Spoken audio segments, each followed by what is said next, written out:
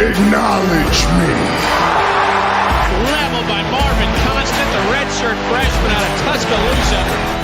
Oh, they go by now. Let him know he don't want to 65 yards as the ball was brought away from the line of scrimmage. Gerald Dixon. Hey, you forgot to see my book. And you proper. Ladies and gentlemen, welcome in on a Saturday afternoon, fresh off of Scrimmage number 2. We're here to bring you all the latest news and things that are worthy of being talked about. Welcome into the Bama Standard. Before we get started, go ahead, hit that like and subscribe button. If you're in a live chat, let's get rowdy. Get your questions ready. We're going to give you an opportunity to ask them, and we'll provide answers towards the later part of the show. So make sure they are good.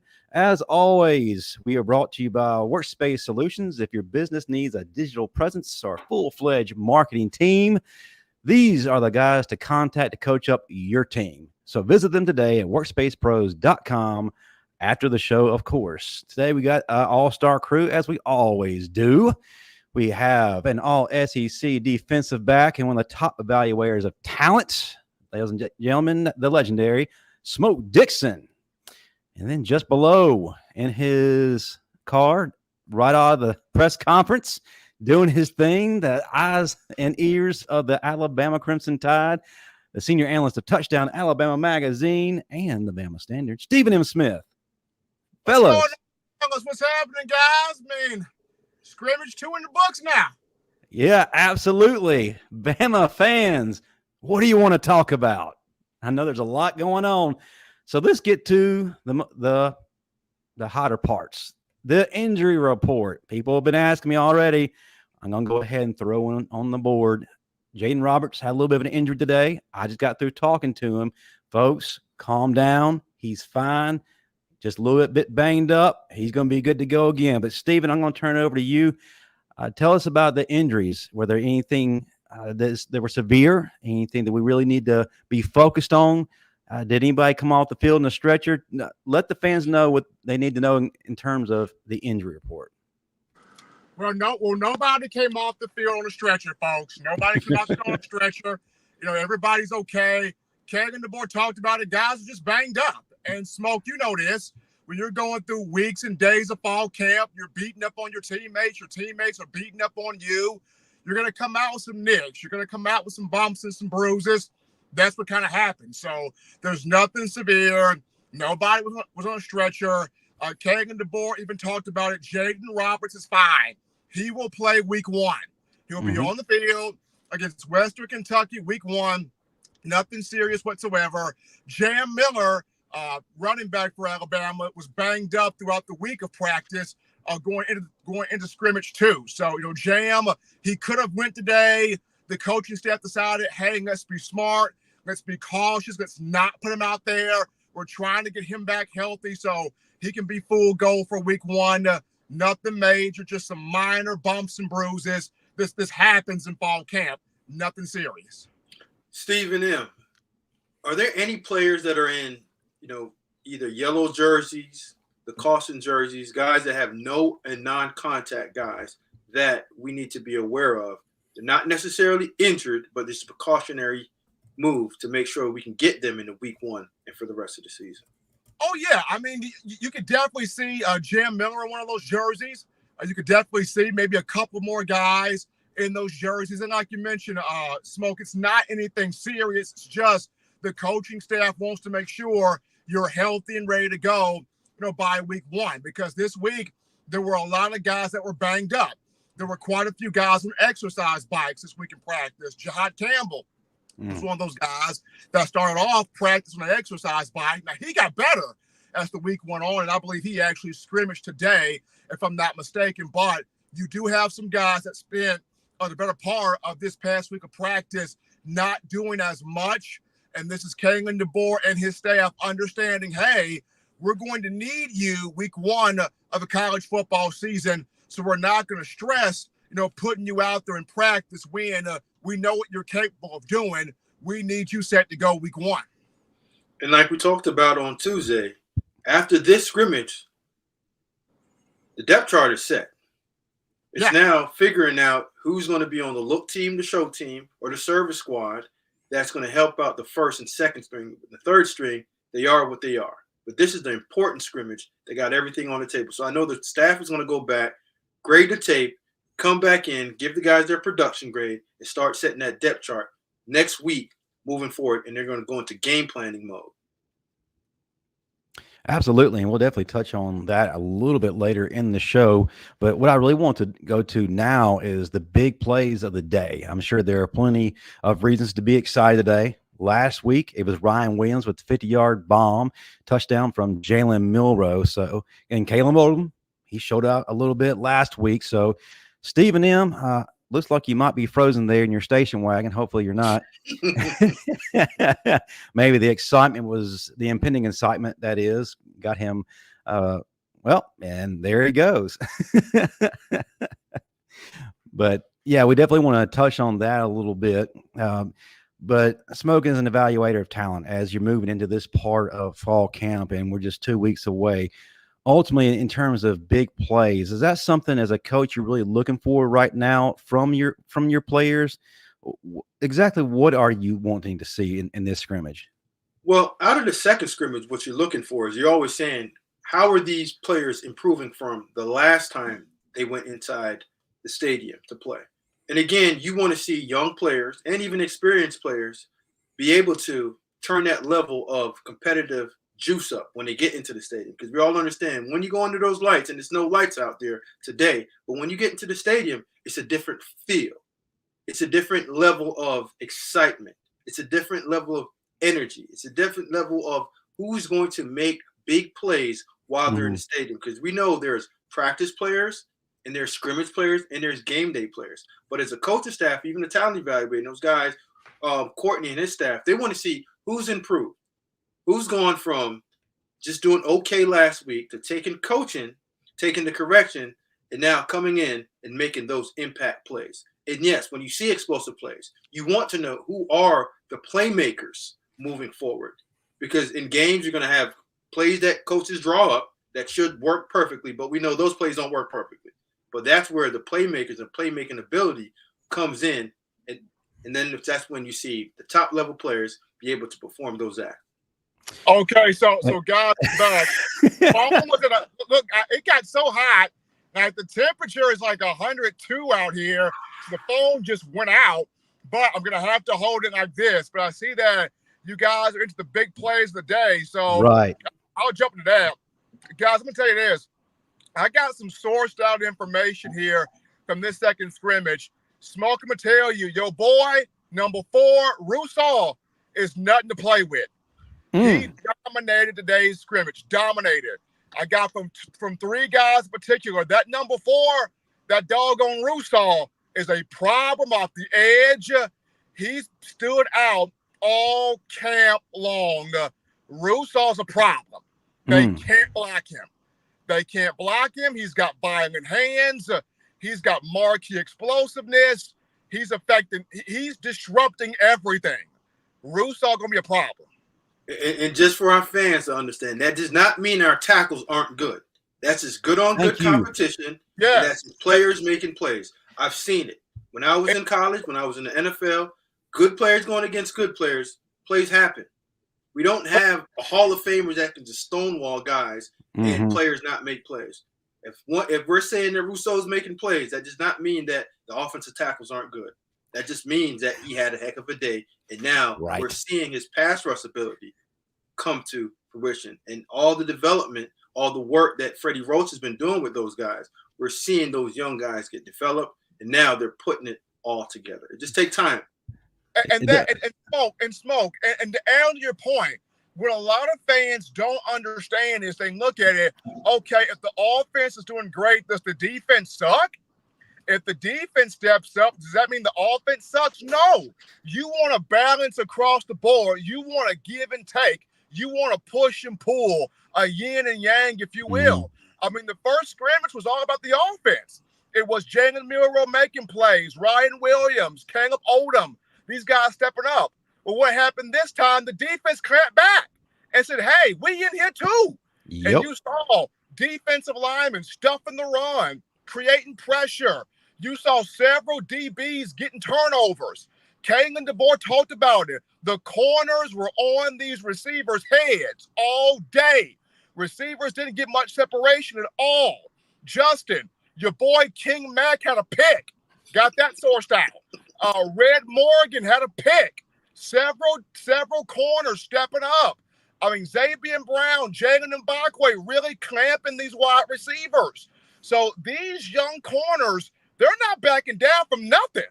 They're out there giving it to the receivers as the receivers are trying to give it to them. So, scrimmage 1 was all about the offense. Scrimmage 2, that defense, and Kane Wommack said, we ain't going nowhere. First of all, thank you both for throwing out that disclaimer about that must mean automatically that the offense is bad or the defense is bad, because with our fans, it's always skies falling on either side of the fence. So thank you for throwing that out there. But let's go back to Quay. Stephen, what do you feel like the biggest difference is in terms of his development from year 1 to year 2 is? And how much are we seeing Freddie Roach evolve as a coach right now? I think the biggest difference, number one, Quay's gotten stronger. I mean, he was always just a big kid, Carver High School out of Montgomery, but Quay's now gotten really strong in terms of calf muscles, torso, arms are bigger, and he's got more confidence in the defensive system. I think he understands what he's supposed to actually do, because at Carver High School, they had him more so playing inside linebacker. Here at Alabama, with him being more of an outside guy, all he has to do now is go attack. In high school, he had to read stuff, put stuff in the position, and then go. Now it's just, I can just snap the ball and hit somebody now because I'm an outside backer. And the fact that, Kane Wommack pared this defense down to where you don't have to just think so much, go play. And then Freddie Roach has said, son, you a big man. Go out there and do a big man do. Go out there and hunt. Go out there and hunt the football. Go out there and hunt whoever's got the football. So Freddie has done that.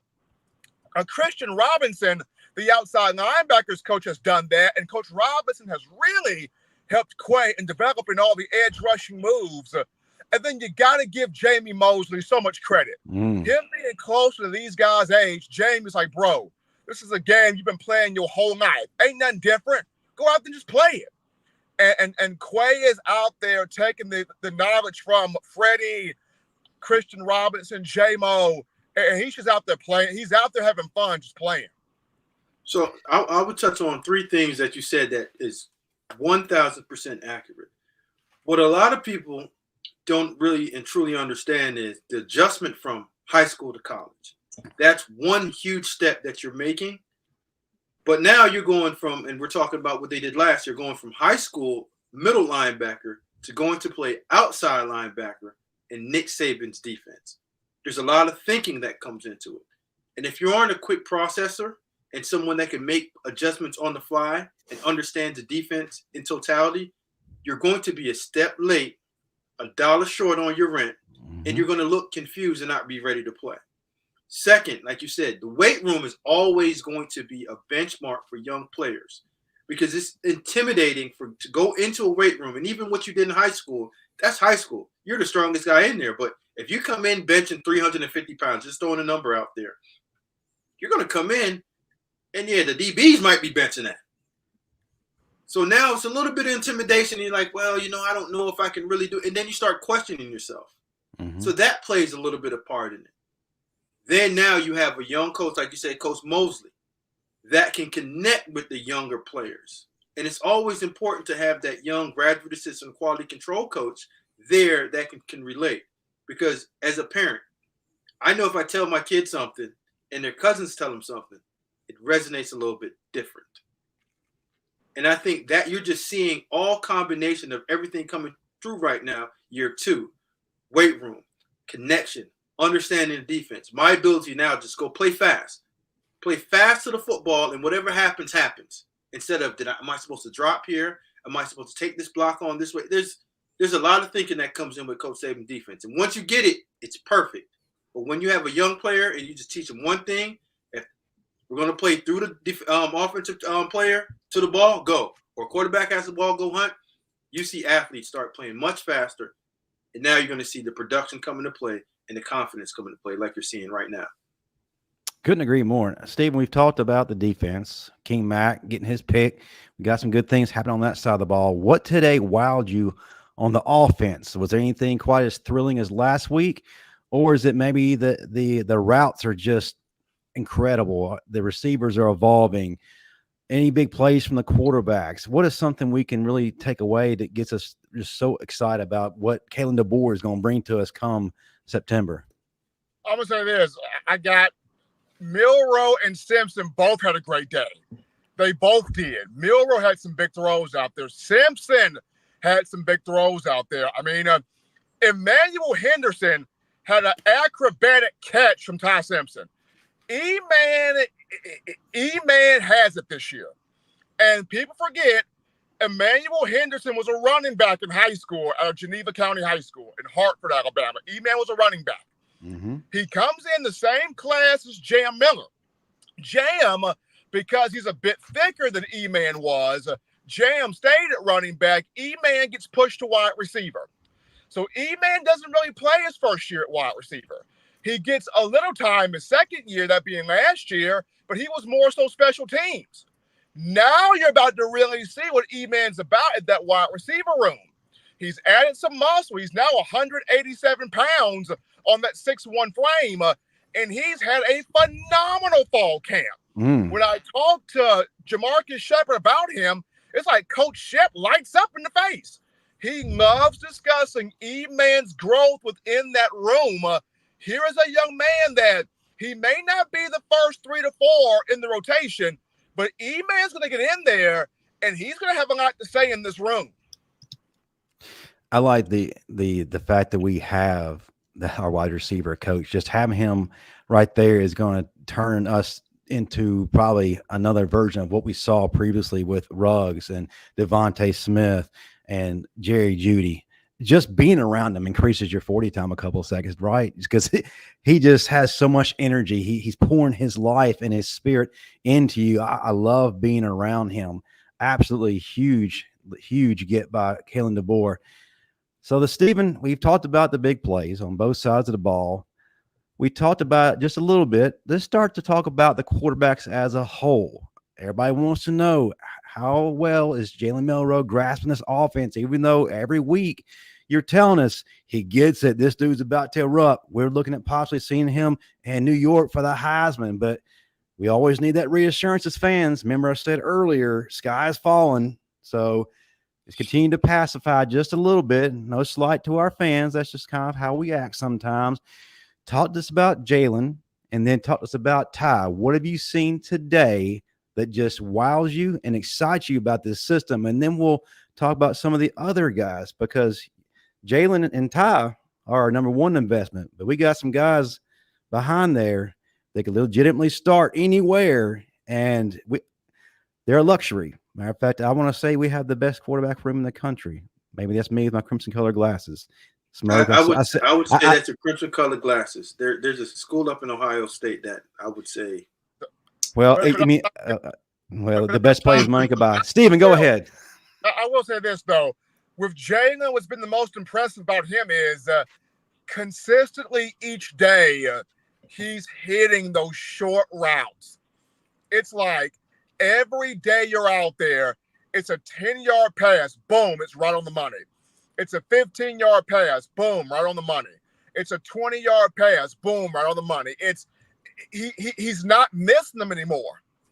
There were practices where in the past, Jalen would hit a 10-yard pass, and then he will overthrow a 15-yard pass by about 5 inches. Right. And then he'll hit a 20-yard pass, but then he'll miss a 5-yard dig. And you're like, Jalen, come on.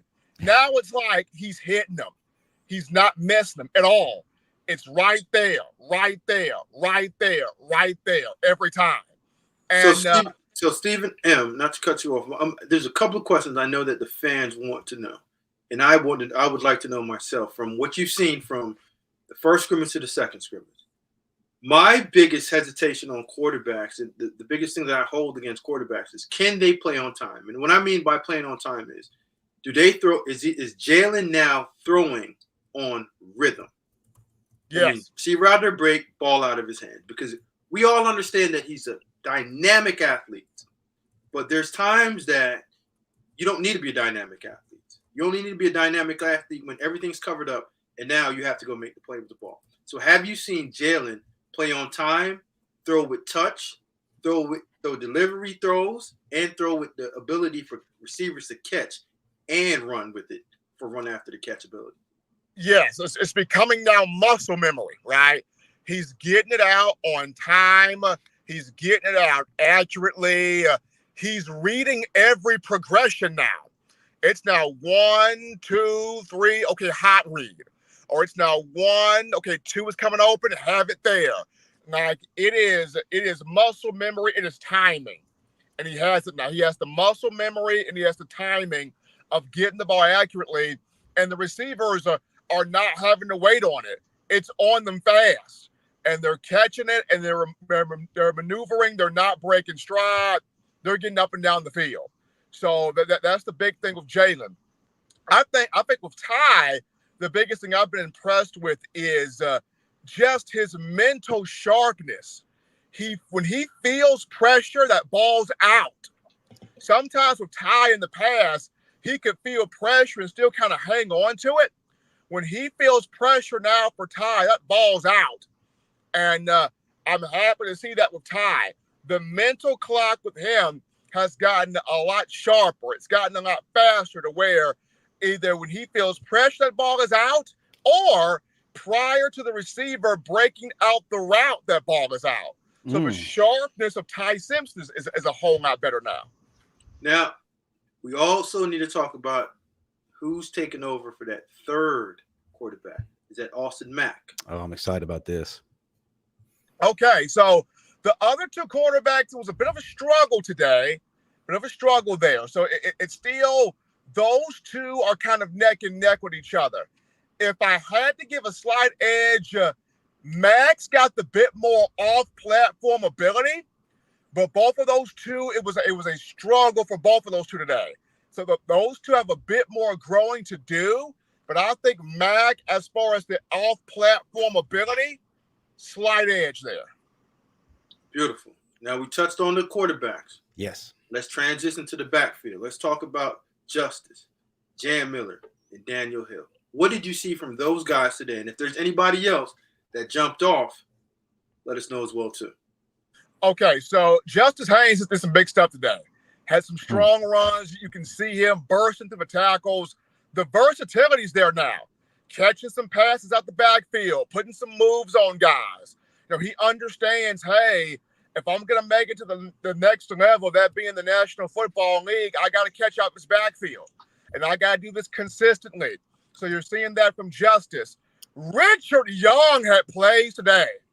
Ooh, I Running love the that. football, catching the football, getting in the end zone. And I've said this, Young last year, it was a very humbling moment for him because he was a 5-star coming out of high school too.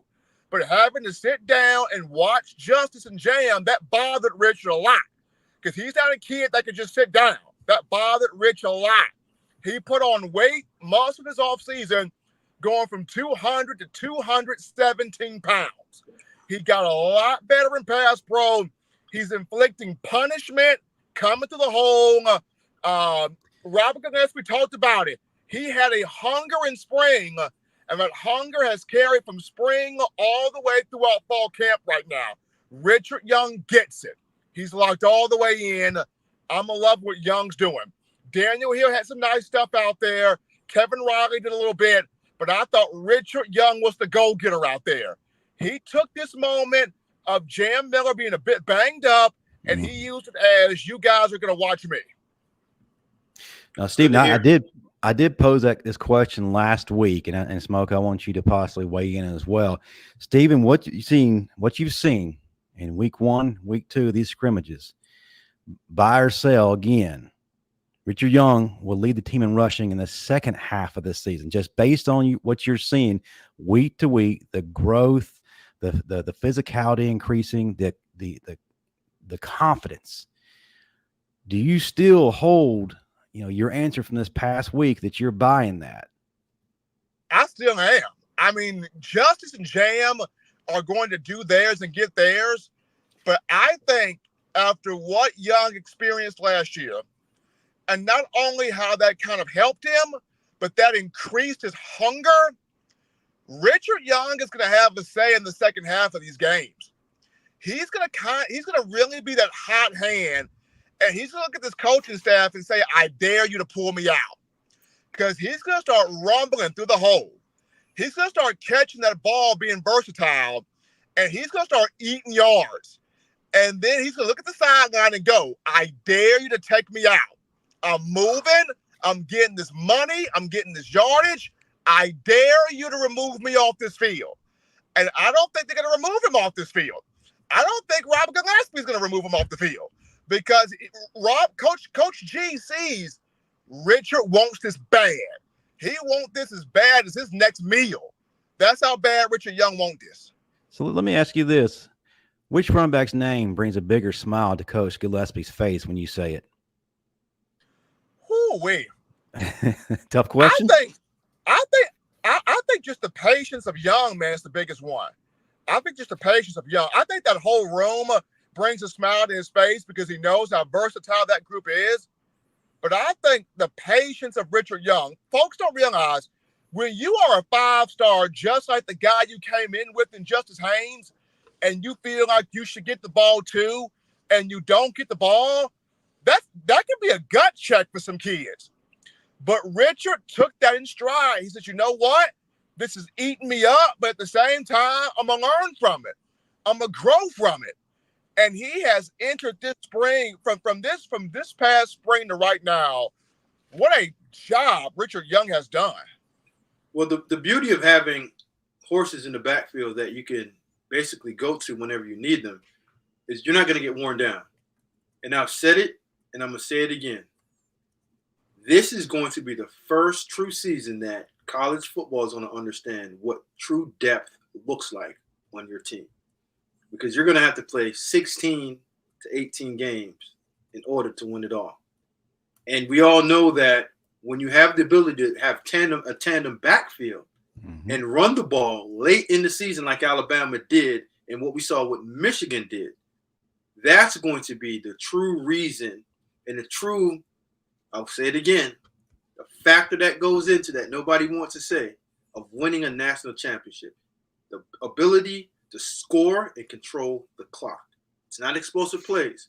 It's scoring and controlling the clock. In the second half, you have to be able to run the ball in order to wind down that clock, take your defense off the field, because we know in college football, they're going to score.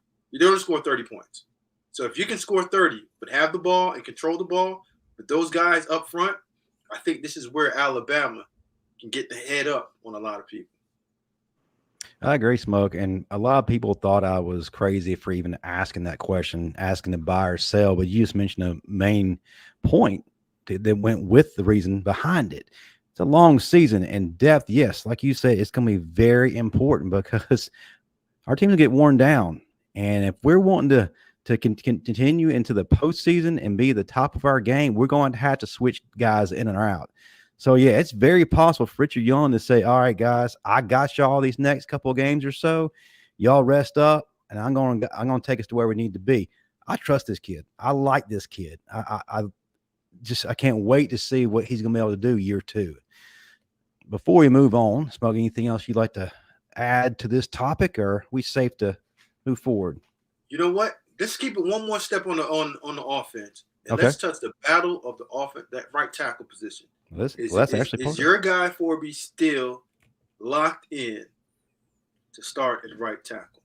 Or is there any movement that happened today? I say Smoke, he still is. I know Kane DeBoer still is talking about both guys, Formby and Pritchett. They're still not ready to name somebody. But I think Wilkin Formby is still, to me, that guy. As talented as Pritchett is, when I see Formby out there, he gives you so much more in pass pro. He gives you more in the run blocking ability in terms of the upside. So even though, Kalen DeBoer, even though offensive line coach Chris Kaplovich, they're not going to lean one way or the other. If I had to put a crystal ball on it, I would go Wilkin Formby still. But still yet, I'm going to say it again. You need 8 offensive linemen. You need 8. To finish the season. You have to rotate them in. Even if Pritchard is not the starter. If Elijah's not the starter, he needs to get at least 25 to 30 plays a game to make sure when it is time for him to go in at some point, because they're going to have heavy packages, someone's going to get banged up, it's going to happen. You have to be able to put him in. And then at the end of the day, you play your best 5. Whoever those best 5 are, you get it down and play. And if you don't have a tight end, and I know that C.J. Dupree can block, is an inline blocker, but there's some times that you might say, you know what, we're going to go extra old lineman with our tight end, called it 12 personnel, 2 tight end, 1 running back, and just wear down teams.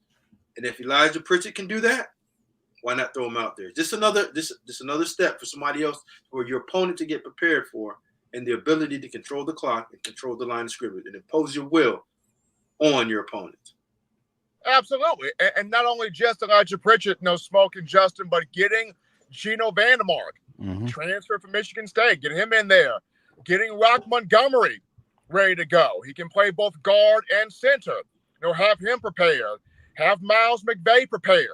Have Olas Anganin prepared. Have these young men prepared to where their numbers called, they're not looking like what I'm supposed to do.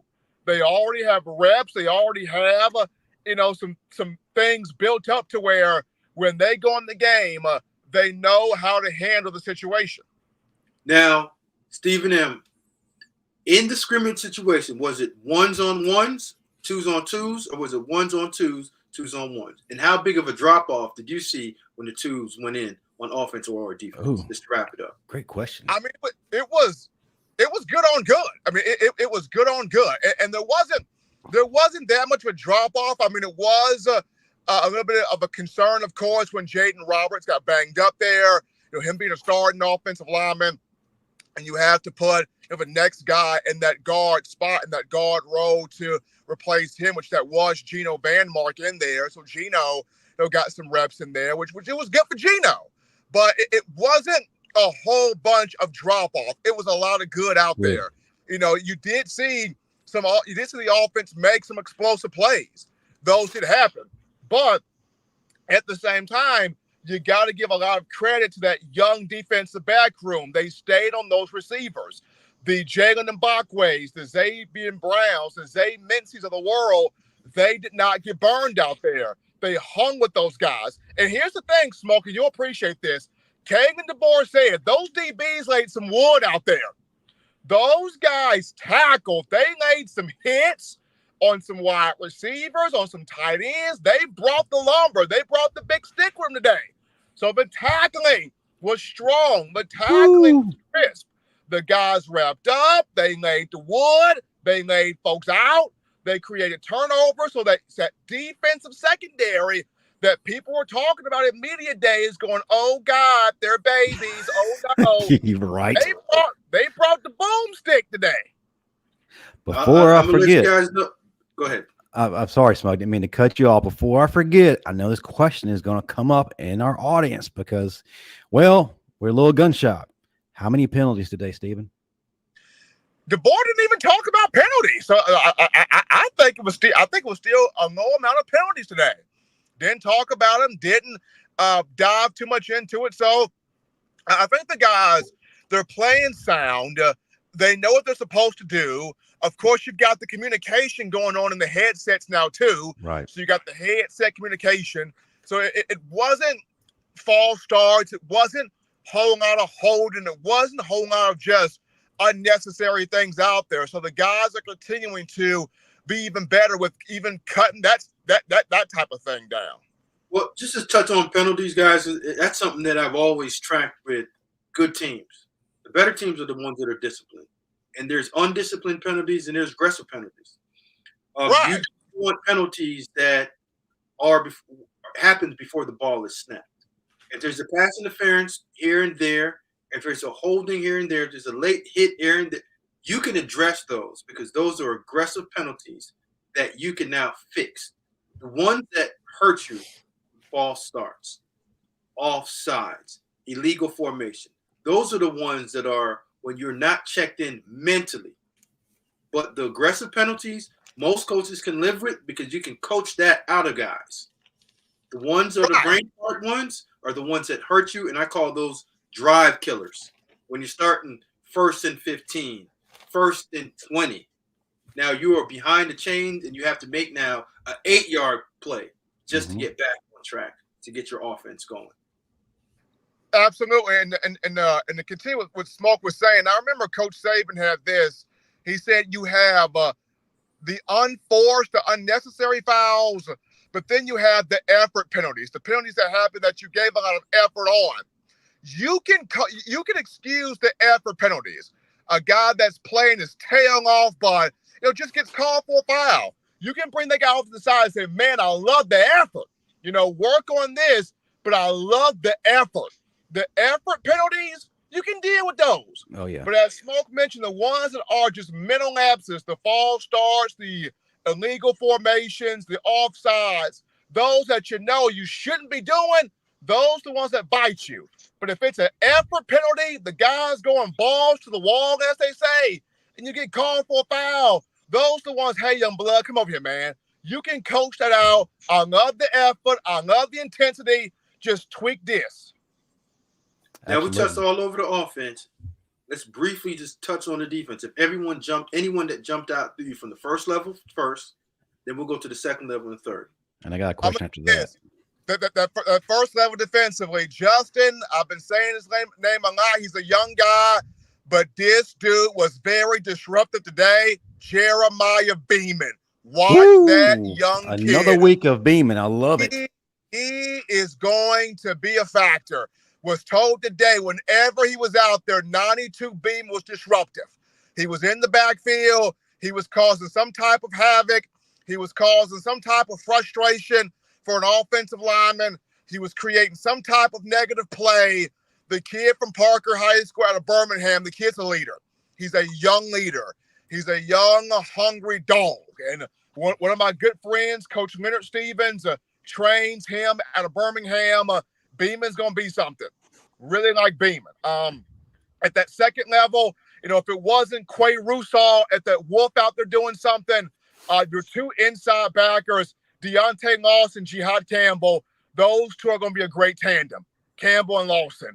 If Lawson ain't making the call of a check, Campbell's like, bro, I got you. I'll make the call of a check, and then I'll knife my way in the backfield and kill somebody. So you got Lawson and Campbell, both of those two working extremely well off of each other. On the back end, Malachi Moore's a standout. We all know this. He was thumping guys out there, but King Mack, Red Morgan, and Quay, Xavier Brown, those guys understand the assignment. Kalen DeBoer talked about it. They understand their responsibility. They are in the right place. And here's the big thing. He said this: I didn't see anything busted coverage. That's what Kane DeBoer said. No busted coverage. He mentioned, hey, there are probably some small things that we can go back on tape and address that the guys could have been slightly better at, but nothing in regards to busted coverage. These guys know the assignment. Woo, Smoke, you hear that? No fly zone. Listen, when you don't have busted assignments and you have really good athletes that are disciplined, you're giving yourself a true opportunity to win games and compete at a high level. It's hard. Listen, most teams can't beat you. Majority of the time, you beat yourself, and then they just go ahead and just pile on whatever's happening. But if you aren't beating yourself with penalties, busted plays, you're giving yourself a true opportunity now to be in that top echelon in college football. Remind me a little bit of you and Herschel Bolden, man. Hey, Herschel was undisciplined. He's still undisciplined with his life, but I love him, hey, Justin, more so Marvin Constant than Kenny. Oh, Lord. Now, Kenny is undisciplined. Marvin was real disciplined. Herschel, I'm just messing with Herschel. Herschel, my brother. I love him. But, no, you know, when you have a team that's really talented and you can play disciplined football, that just means that you're mature and you understand that I can't play selfish and I can't be a selfish teammate, because what I do and what I'm doing is going to hinder our ability to win games. Steven, let's stay with this position battle here. One of the things we talked about earlier in the week is that defensive tackle spot. I'm a Jah-Marien Latham guy. You've been on the bandwagon of LT Overton.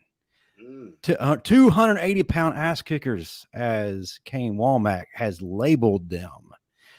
I'm more excited about Jah-Marien, but you've been on LT today. This whole week. You backpedaling now. You are backpedaling. Hey, I'm not backing down off my heel, but this whole week you've been all about it. Today, tell me where your mind is at with LT and Jah-Marien, and tell everybody why Jah-Marien is winning this battle. I'm saying this. Both of those two had some huge plays. Jah-Marien had a couple that I'm like, now I see why this dude was so huge at a high school in Pickens County. Now I see why this dude was a big deal out of high school in that 2020 class. Right now, Jah-Marien, because of the experience he has, him right now, he would be the first guy in there at that bandit spot. LT gets working with the ones too, but he's more so in there with the twos. Jah-Marien's out there with the ones the majority of the time. So he is that dude right now, coming off the edge. What I like about Jah-Marien is he's got even more quickness. Not only can he kind of bull rush outside, but he's slippery. He can fake going outside and will slip inside on you and kind of catch you off guard. He's slippery that way. He'll kind of fake going outside. He'll slip inside, bam, and wreck somebody. So I kind of like his ability to go outside, inside. He can convert that speed to power. But when he wants to just bull rush you in, he can do that also. Now, we just also have to temper our expectations and understand that if you are on the second team in Alabama, that does not necessarily mean that you're not a good football player. I'm gonna throw some names at you. Thank you. Marcel Darius was not a starter. Quinton Williams took time to get on the field. We're still talking about top 3 picks. Deron Payne, same thing.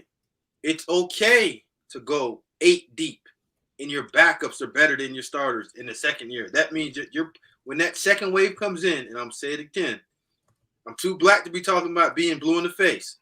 But when you have depth, especially up front, you have a daggone real good team. And you're not going to see it until November and December when it's time to play. Someone's going to get hurt. And when you have depth, that's when you're going to see it. And I'll add this, Smoke. People forget Tim Williams wasn't an every down player. He was third down. Ryan Anderson wasn't an every down player. It took Jay Mosley. It took Christian Miller a little bit of time. It took Reuben Foster a little bit of time. It even took Reggie Ragland a little bit of time. So just because you're not out there first team defense does not mean you got awful. It just means that there's depth across the board. And when your time gets out there, you're going to know exactly what you're supposed to be doing. Go to work. Hey, it says something when you can come in and be the second wave, because I don't even like to use second team, the second wave, and wear out whoever's in front of you and lead the team in whatever statistical category that you need to. If that's sack, tackle for losses, long as you're adding production and you're not a drop-off when you come in. And see, that's what people don't truly understand. You don't want your second team or second tier or second wave players to be a drop-off. You want them to come in with the same athleticism, same skill set to put pressure on that offensive line, or if it's a linebacker or secondary to do the same, because you need more than starters to get through the season. There's too many bumps and bruises that happen throughout the year, and you have to get your team prepared to play. So if you have a good football team, you have to find ways to get them meaningful reps. I'm not talking about blowouts where you just throw them in. You got to get them in the first quarter, second quarter. One of the things that, and I don't mean to jump off subject, that I learned working with Mike Loxley, and he got this from Coach Saban. is the ability to develop your team within the year. And that's playing your players when you need to play them. And Coach Locksley and Coach Saban would go into the game with this understanding. When we had our Saturday morning meetings, he would say, listen, for an example, Stephen M. and Justin, you guys are both defensive tackles. Stephen M. needs to get 25 plays today. Justin needs to get 30 plays today. I don't care how you find it. And if I have to find it for you, you don't need this job. Because by the end of the year, they don't need to be, if you guys are freshmen, they don't need to be freshmen going into next season. Or at the end of the season, in the bowl game, they need to have played meaningful reps that we can count on them, if need be, to throw them in as a starter. So that's how a lot of people, that's a hidden secret. I'll throw it out there for y'all if y'all want it. Develop your team with meaningful reps throughout the year, just not wash-up duty or blowout duty when they're not playing against true competition, true reps, true game planning against them to prepare them to become better football players. You don't get better on the sideline. Right. And I've heard it said by a former Saban assistant, championships are won with the next 45. How well are those players number 45 on? So before we move to the next segment, I want to remind everyone the football season is about to get fired up, and you cannot be at Bryant-Denny or even on your favorite part of the couch without your title towel. Go to whitwillsports.com today.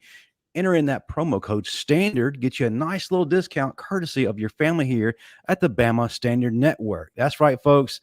The title towel is going to get you through another championship season. Visit them today, whitwillsports.com. I feel like we have definitely covered the position battles pretty well. So we mentioned it just a little bit earlier. Smokey, you said at this point, this is where the depth chart is set. Stephen, you're out there. You've been at practice every single day. With your eyes, is the depth chart definitely set? And how do you feel going forward? Where's your comfort level? The depth chart's definitely set. My comfort level going forward, I feel good about it. I mean, of course, we'll see, who comes out there at that right tackle spot, among other spots. But as of right now, depth chart to me is set. I feel comfortable about it. What I'm excited about is the guys that can potentially or that are being looked at now in the kickoff return, punt return role. That's it. I got that today from Kane DeBoer. Coach DeBoer mentioned Jeremy Bernard. He mentioned he likes what he sees out of Kendrick Law doing it. I've said this guy's name a bunch of times. Now DeBoer has said it. Jalen Mbakwe is out there doing it. And he said Mbakwe most consistent doing it. I've been saying it on the show. You got to put Mbakwe on punt return. It's now happening, folks. It's happening. So Mbakwe. And then Ryan Williams has been out there as well doing it also. So those are four guys potentially that we will see kickoff return, punt return, what they can do, not just fielding the ball cleanly, but creating that excitement in space with the ball in their hand. Now, Stephen, I'm going to put a little pressure on you. I know you're ready for this. All right? Let's do the starting 11 on offense. We're going to go from left to right. Oh. Let's go. First, we're going to start with the X receiver. Who do you got playing your X? My X, I got Kendrick Law. Left tackle. Caden Proctor. Left guard. Tyler Bucker. The guy that throws the ball between his legs and begs for help. Center. Parker Brailsford. Parker Brailsford. Right guard. Jaden Roberts. Right tackle. Wilkin Formby. Tight end. C.J. Dupree. Z receiver. Receiver that's off the ball. Jeremy Bernard. Okay, here we go. Let's go with your slot receiver. Kobe Prentice. Number one running back in the backfield. Coming out the gate. Coming out the gate, Justice Haynes. And the keys to the franchise, quarterback. Jalen Milroe. Beautiful. You want to continue going? You hot right now. You want to go on defense? You are on fire, not just because you're in a station wagon. Listen, you're in the seat. Let's go. Let's go from left to right. Left corner. Left corner, Xavier Brown. Safety. Free safety. Free safety. Keon Saab. Strong safety. Malachi Moore. Your nickel player. Devonta Smith. Inside I love linebacker. it. Deontay Lawson. Other inside linebacker. Jihaad Campbell playing sting backer. Ooh, your right corner. Right corner, Damani Jackson. Okay, let's go back to your left defensive end. Left defensive end, we're talking Wolf or Bandit? Let's go Wolf. Wolf, Q-Rob. D tackle. D tackle, Jaheim Otis. The next D tackle to him. Tim Keenan 3. Yes. Your right defensive end, you're a Bandit. Bandit, Jah-Marien Latham.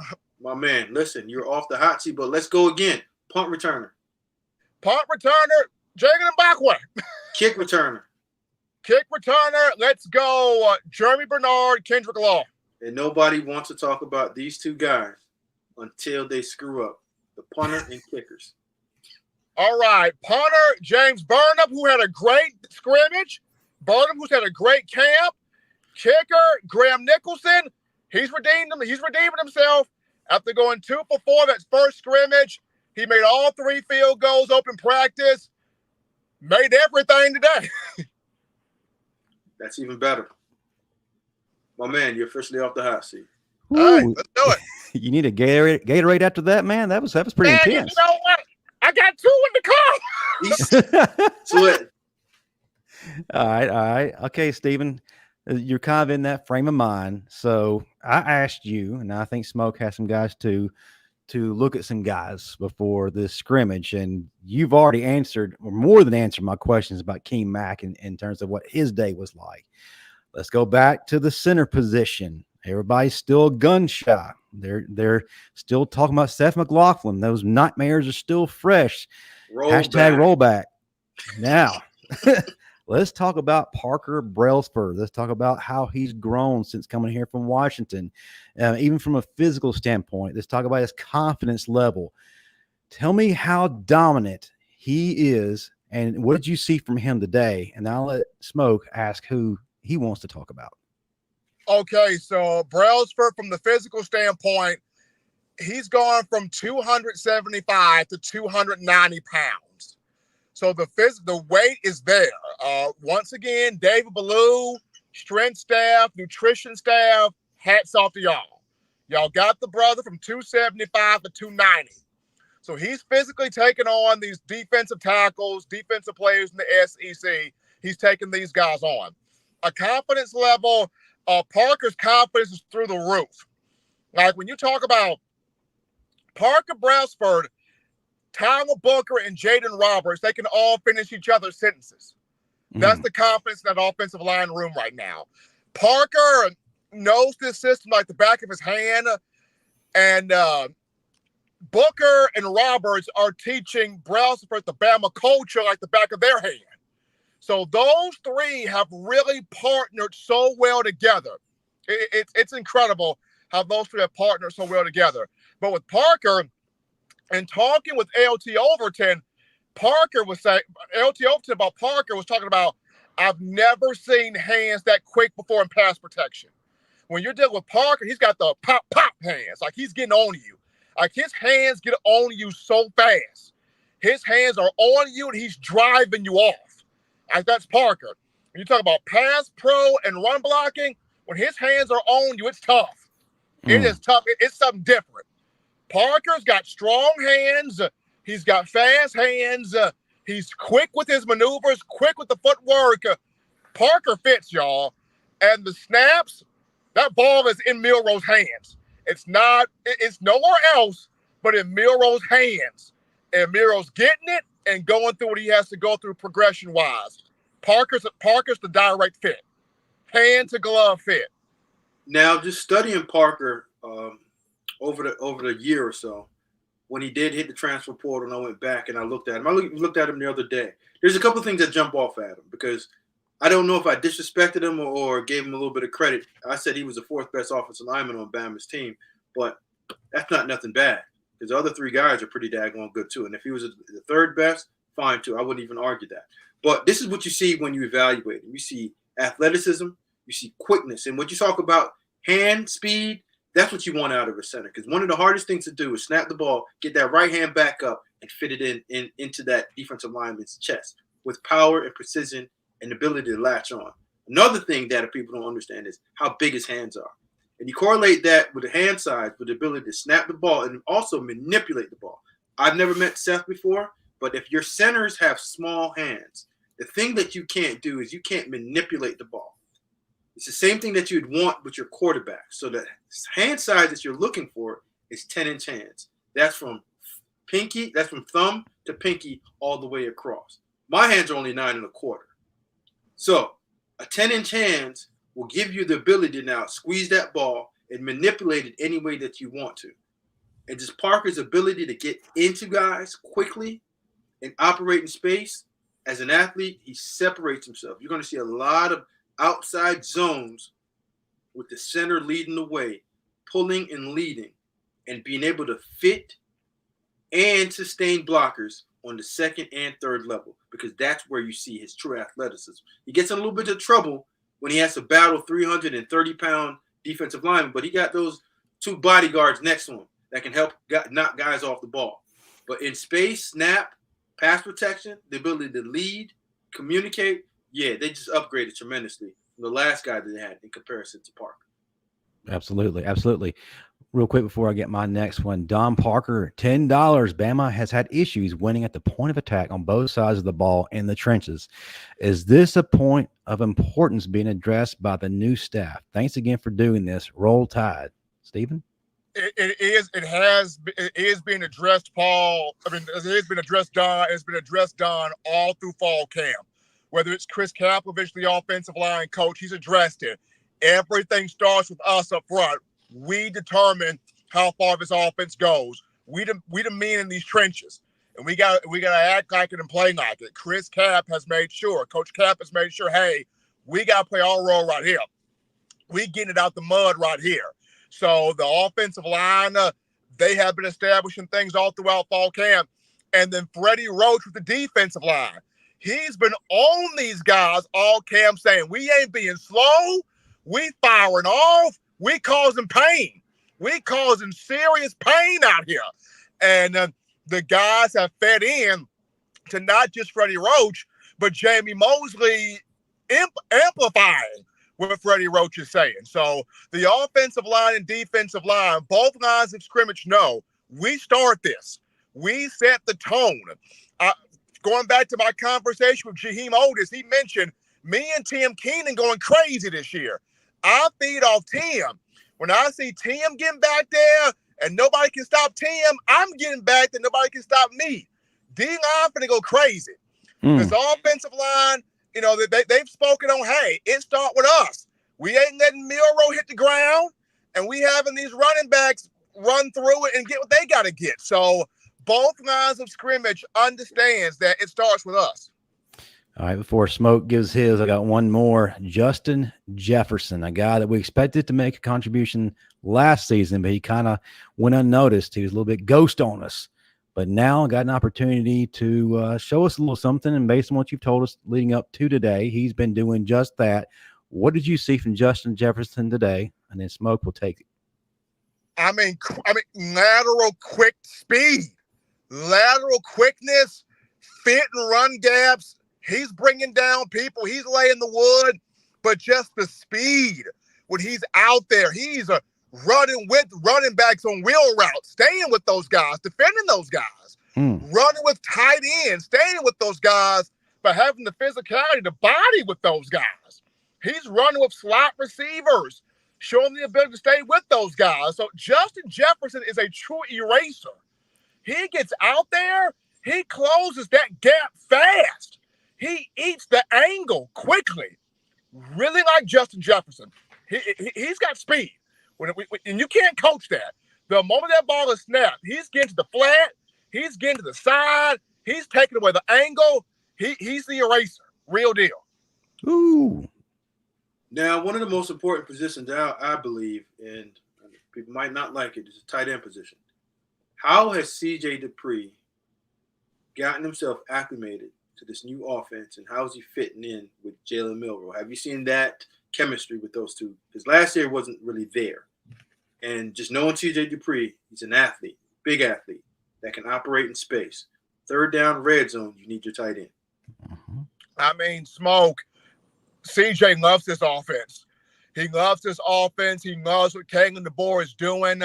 She and Milroe have a very nice connection out there.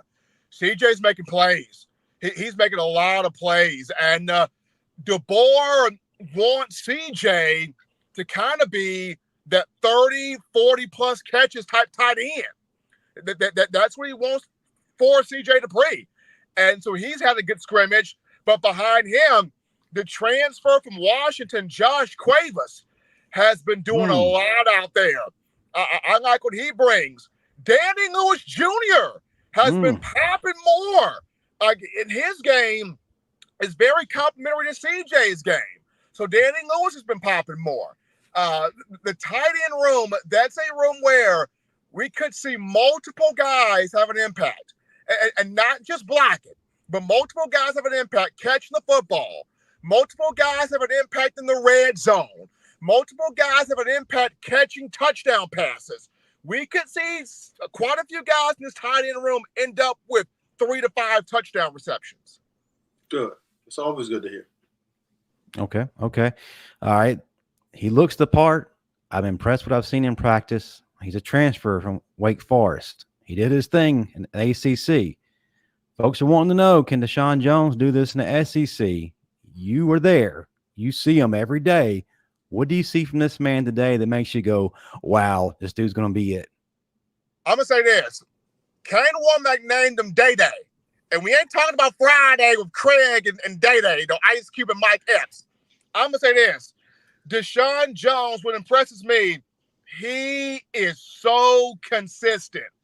He does not get burned. Like, he knows how he's lining up, how he is defending, how he's on top of the receiver. He does not give a free release to these guys. He's on top of it. Deshaun Jones stays on top of it. And I think that's the big thing right now that's kind of got him slightly over the likes of Mbakwe and Xavier Brown, is how Deshaun is on top of it. Like, he's on top of the playbook. He's on top of the system. He's on top of the receivers. And so I know that, me personally, I would look at Xavier Brown starting just because of how polished he is. But Deshaun Jones is no slouch by any sense of the imagination. Well, the beauty of getting a veteran in like that from Wake Forest, he's had seasoned vets. He's a seasoned reps. And he's a guy that when you study him, he understands his ability. He's not going to try to play like he's Patrick Surtain II. He's playing under control. He knows how to stay on top of receivers. He understands his speed. And that when you understand your speed as a defensive back, you now can control the routes. Now, I might have to back up 2 steps. I might be able to come up and press you. But long as you understand, and when I was coaching DBs, I always told them, be comfortable in who you are. Don't try to be who you're not, because when you're not who you are, that's when people find out your bad side. Stay on your good side and protect your own. And I think this is where he understands who he is, how he's going to play, and what plays he can make within the defense. That's why you see the consistency in his plays, because he's not trying to be Deion or Darrell Reeves. He's being Day-Day. And I think probably the best Nick Saban version Alabama comp I can get for Deshaun Jones smoke is Anthony Averett. I think that's the best comp. Anthony Averett, he didn't try to be something he wasn't. He was just him. He knew where to be, how to press, how to back off. And that's why Anthony Averett became one of the more solid corners of a Nick Saban era. Very much so underrated, but he knew his job. And he played it extremely well. And he can shut you down when need be. Afford who you can afford to be. So always say it, man. All right, Smoke, anyone else that you're interested in? Or we can move to the audience questions. We promised them at the beginning they'd have their opportunity to ask Stephen M. Smith. They're going to put you back on a hot seat. Before we do that, prepare him mentally. Smoke, you got anybody else? No, I'm ready to get to the audience question. They're the ones that count. My all right, Stephen, here we go. This is from Sheila K. When we were talking about Jalen Milroe earlier, can Jalen hit those throws when he plays in true games? I know Bama thinks they have the best offensive line and defensive line, but do you really think Bama going after Milroe? Scrimmages, nothing different than the spring games. I honestly say this. He can hit those throws in the game. Now, the scrimmages, they're actually doing more than the spring game. They're just not really showing you what they're doing. And the spring game is very vanilla. They don't give you much because the audience is out there looking at you. But at those scrimmages, that's where that exotic stuff get pulled out because not a whole lot of folks are looking at that, right? So I look at Jalen Milroe will hit these short to intermediate routes in the games this season. He's improved upon that. He's gotten so much better with that. The coaches have challenged him, hey, forget the deep ball, hit these short routes. And he's answered that challenge by hitting those short routes. Okay. Keith Holcomb, who seems to be emerging as wide receiver 1. You talked about this earlier, but right now it's Kane Law. Right behind Kane Law is Jeremy Bernard. And the number 3, it's Kobe Prentice. Ryan Williams is right there too. He's got that chemistry going there with Jalen Milroe. If Ryan Williams doesn't come out, if Ryan Williams doesn't edge somebody out to be the number 3 guy, he'll be the first guy off the bench, number 4. He'll get a lot of burn. He'll get a lot of reps in that rotation as the number 4 receiver. But K-Law number 1 right now. Okay. Christian Love may not have been in here when you addressed this earlier. Who is going to be the electric punt returner? Right now, I'm looking at Mbakwe. Kane DeBoer talked about it today. He's the most consistent. I'm looking at Mbakwe. You could see Ryan Williams do it quite a bit here, depending on his comfortability. But Ryan Williams was out there doing it. But I think the most electric, people forget how smooth Mbakwe was in high school. When he returned punts at Clay Chalkville, he was must-see television. The guy could get it, read the wedge, read the block, cut off, and just go with it. He's got smoothness, but burst in space. Love to hear that. Jimmy Lee Baker, talking about Graham Nicholson. Has he figured things out at Bryant-Denny? He has.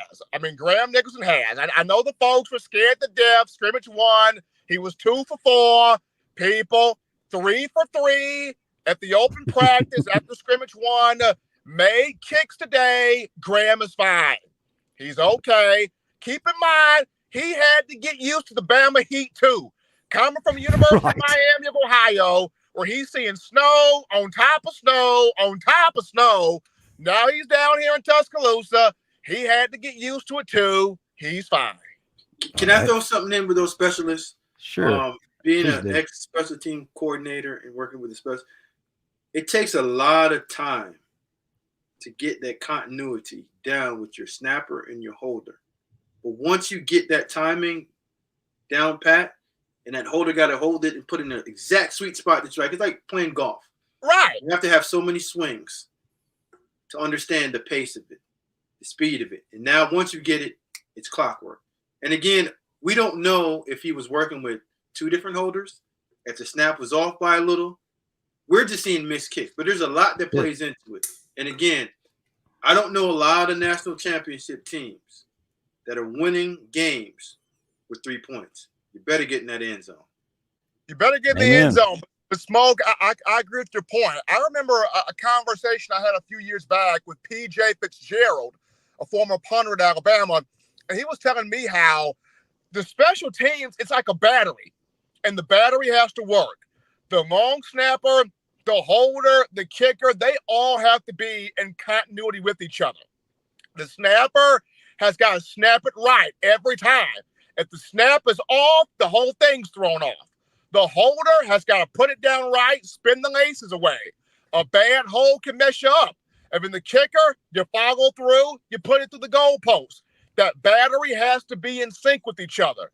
And so with Neil and Hibbett, the snapper, James Byrne up the holder, of course, Graham Nicholson kicking, they're getting that rhythm now.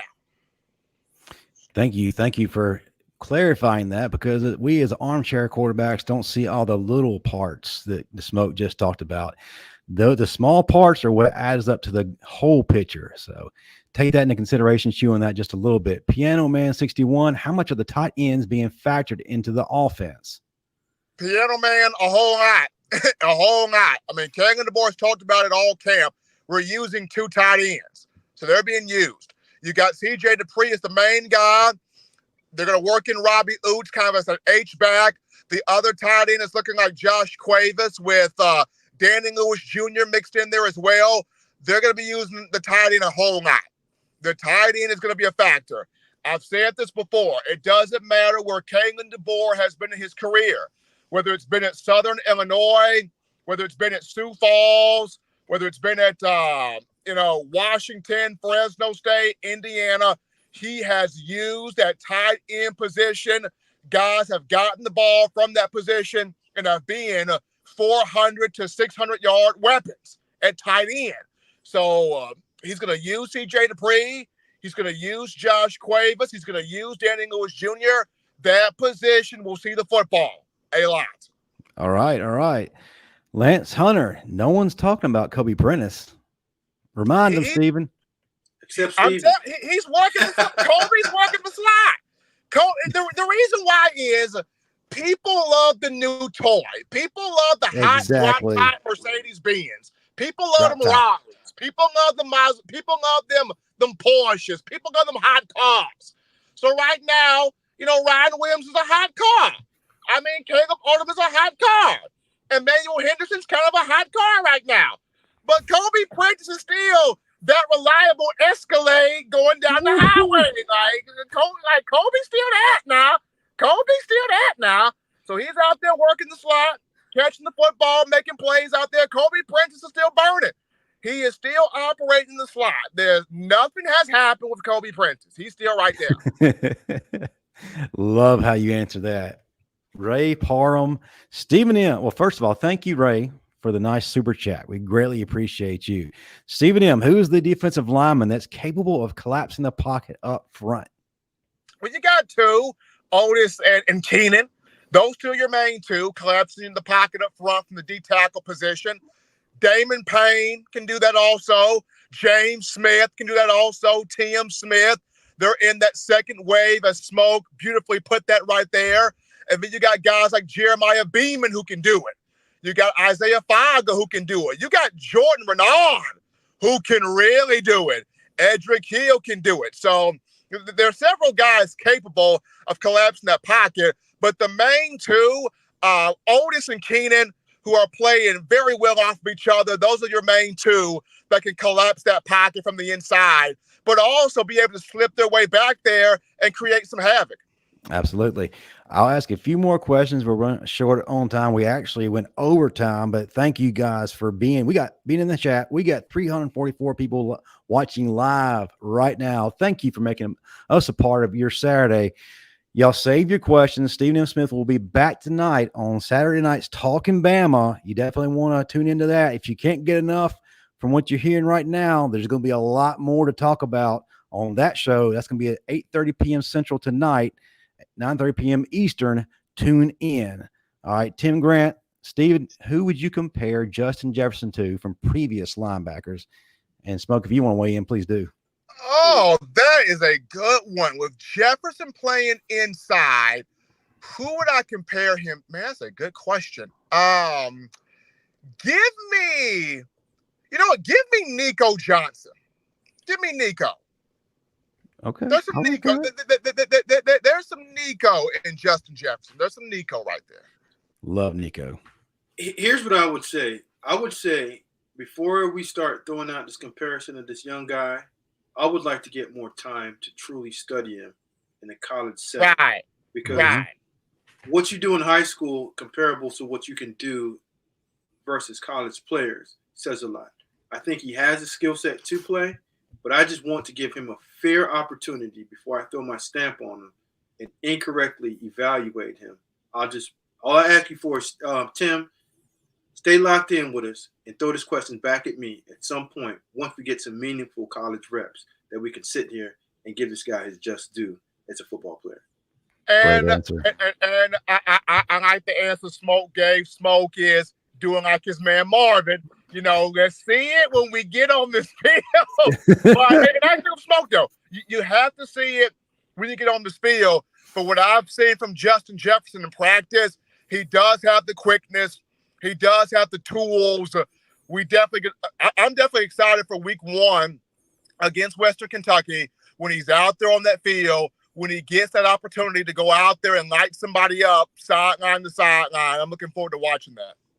I just really want to see these young guys run down on special teams and do the little things necessary in order to give them now defensive reps, or if they're an offensive player, offensive reps. Special teams counts a lot. When you have truly and really good athletes, big, fast athletes that we have at Bama and a lot all over college, you want to see if they can do the easiest thing. The easiest thing is to run, see ball, get ball, and make it happen. Okay. Good question here from Tough as Nails. I think a lot of people want to know the answer here. Steven, will the coaches be on the field? Here's one where I say we got to wait until August 31 because I could see Kane Wommack on the field and Nick Sheridan up top. I could see both on the field, but this is one where you got to wait till August 31. I look at Kane Wommack's personality. He is more so suited to be on the field. When I look at Nick Sheridan's personality, he's one that may be suited up for upstairs, but personalities can fool you. Nick Sheridan may be on the field. They both could be down there. So this would be one that we're going to have to wait till August 31. Understand. Piano Man 61, and this will be the last one before we move on to the MVPs that you chose today. Who is emerging as the overall vocal leader of this team? Woo-wee. Overall vocal leader of the team, Jalen Milroe, man. A close second, Malachi Moore, but Jalen Milroe. I love that. I absolutely love that. Great answer.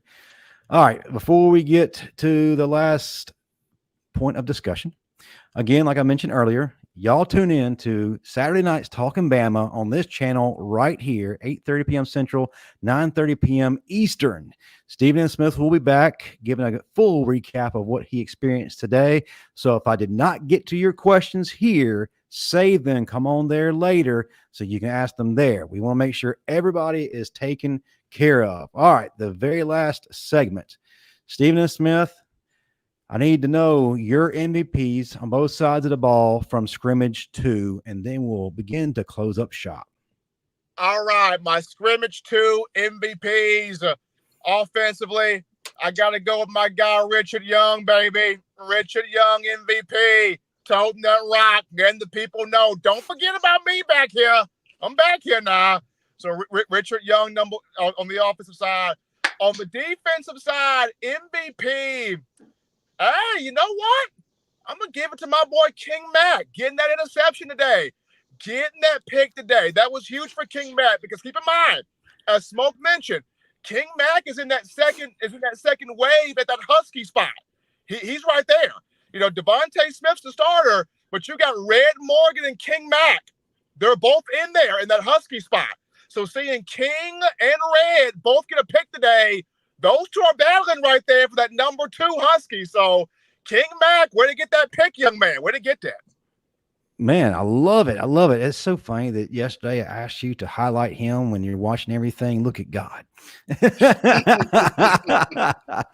Smoke, I'm going to ask you this question because this man right here, Darius Fountain, has been spamming all day, and he does that in literally every chat of every show, has been doing so since last year, first snap. He is anti-Jalen Milroe.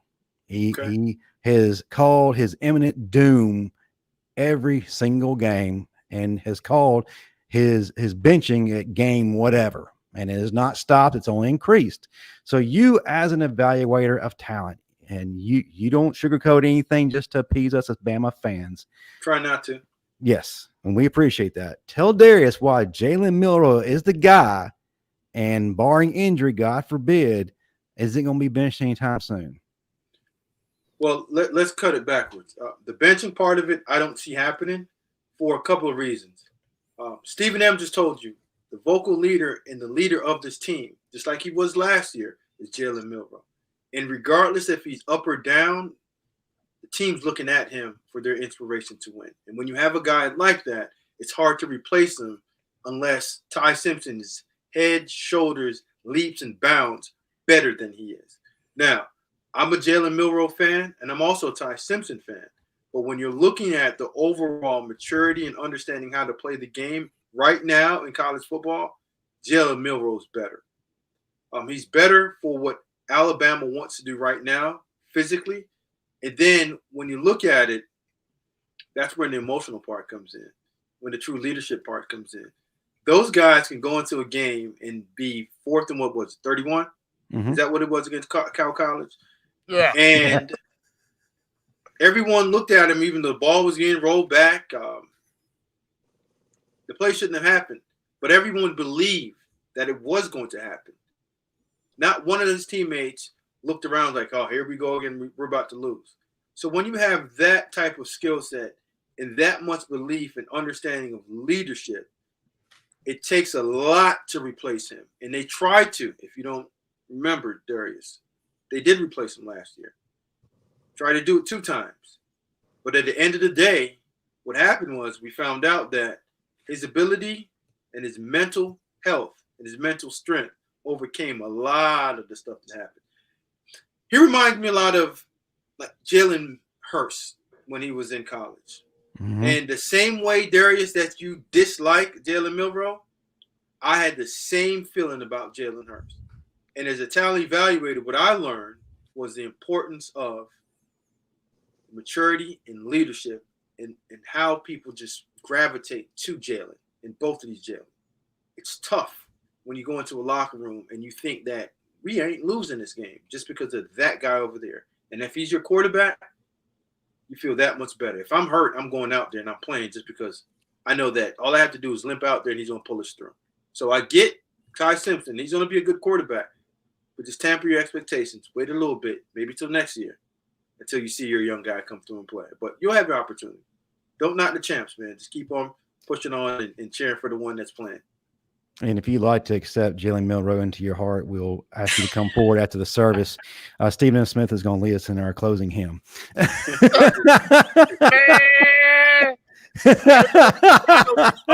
Man, no. But guys, but man, I mean, it was a great scrimmage 2 today. This week coming up in practice, the guys are getting ready for Western Kentucky. They're going to start, putting some things in order for Western Kentucky and getting everything locked in stone here. But this is fun. I enjoy this. Being on here with my man Smoke, my man Justin. This is fun right here. Absolutely. Thank you so much for going overtime, Stephen. You've been stuck in that station wagon for quite some time with your 8-track going, but we appreciate the station wagon. If you're looking at the interior, there ain't no station wagon. This a whole CD playing with the YouTube pipes in here. And now, of course, we deal with a little bit of some small lightning here in Tuscaloosa, but I'm in the car, so I'm fine. All right. That's normal behavior in August and tea time. Lightning strikes, championships are won, Heisman are found, built by Bama, raised by Bama, cut down national championship, raise up crystal balls, man. That's normal. That's it. Well, folks, before we close on out, I'm going to let my guys on this panel tell you where they can be found on all social media and what they got coming up next. Smoke, lead off, and then Stephen Smith will tell what he's got, and then we'll close up shop. Tuesdays, Thursdays, 4 Central, 5 Eastern, 247 YouTube page. My man Carl Reed and I, unfiltered, getting with it. But where you can find me later on, I'm going to be out the pool hanging out with my wife and my kids in about an hour and a half. I'm not getting in the pool water, but that's what we're doing. It's a Saturday. I'm a dad and a husband now. All right. Hey, Stephen, $5 being thrown your way. Stephen bumping that Curtis Mayfield.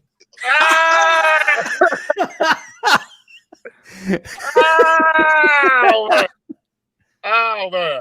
The people that can find me at Coaching M. Smith on X. That's at Coaching M. Smith on X. All the articles, touchdownalabama.com is where all the articles are.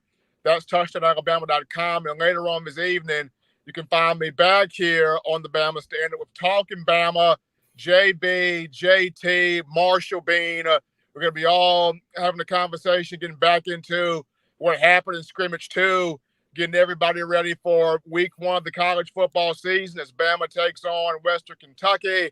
But yeah, man, this is fantastic. Absolutely. Hey, before y'all go, don't forget the Bama Standard Tuesday night, 6 p.m. Central, 7 p.m. Eastern. We're going to have some great guests for you this season. And Smoke and I have been talking about a few of those. So I want y'all to pay close attention to who will be coming up. Reggie Ragland's going to be here at some point, and y'all love what he has to say. Never at a loss for words. But here's two names that you may have forgotten about that you need to pay attention to. Coach Mike DeBoer, Coach Dennis Franchione. They're going to stop by at some point, and we're going to talk to them about Bama football and football in general, and what they can teach us from a coaching perspective. So y'all definitely want to tune into what we got. It's going to be a big season, but I want to thank everyone for being present today. We got to around 350 people watching live, and that really makes what we do seem worthwhile. I thank you for the super chats, but right now we're going to head on out. We got some things to do. Smoke's going to be in that pool. Steven's no, I ain't getting in the pool. I'm just going to be at the pool. Going to be at the pool. Sorry. And then Stephen and Smith's going to blare his Curtis Mayfield, and he's